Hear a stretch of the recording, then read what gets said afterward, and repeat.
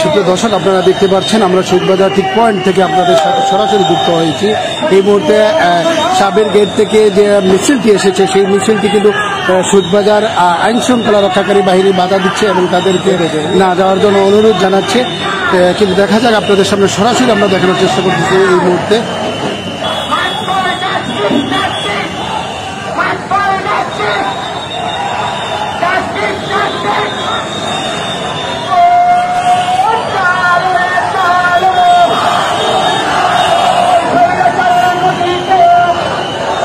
দেখা যাক আমরা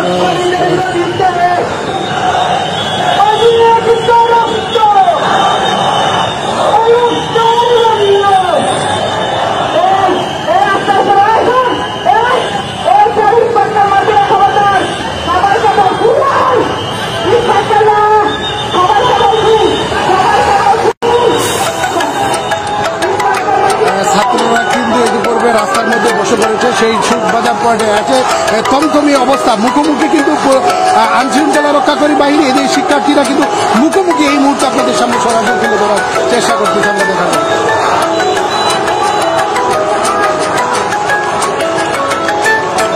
অবশ্যই যারা সে লাইভটুকু দেখবেন অবশ্যই শেয়ার করবেন, আপনাদের সেই অনুরোধ জানাচ্ছি।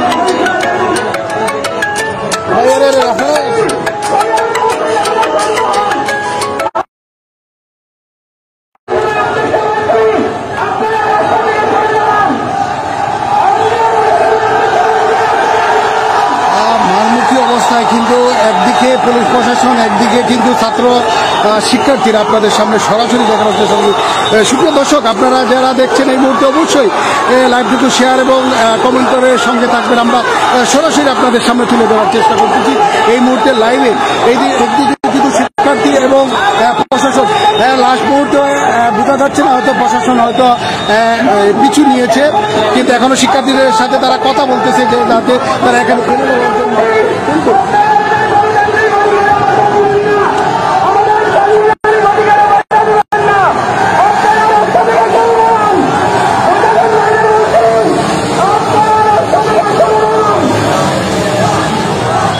শহীদবাজার পয়েন্ট কিন্তু উত্থান। সুপ্রিয় দর্শক, পুলিশরা কিন্তু ব্রেকেট দিয়ে রেখেছে, তাদেরকে বোঝাচ্ছে তারা ছাত্র যারা আছে তারা কিন্তু কথা বলতেছে আইন শৃঙ্খলা রক্ষাকারী বাহিনীর সাথে।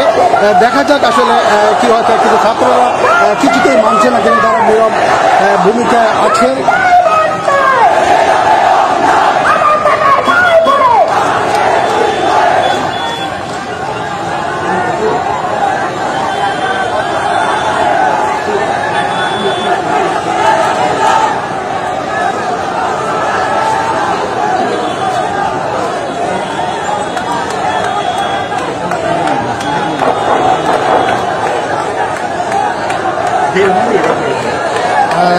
শিক্ষার্থীদের কিন্তু ইতিপূর্বে পুলিশ আইন শৃঙ্খলা বাহিনী কিন্তু তারা বাধা দিচ্ছে যাতে তারা না যাওয়ার জন্য, এবং কোনো ধরনের কিন্তু কোনো লাঠি চার্জ বা কোনো টিয়ার সেল বা কোনো ধরনের ফায়ার তারা এখন পর্যন্ত কোনো চালায় নাই।